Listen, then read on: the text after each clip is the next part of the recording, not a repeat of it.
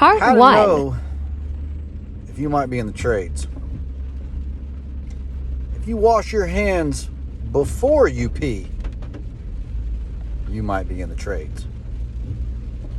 If the Waffle House waitress knows you by name, you might be in the trades.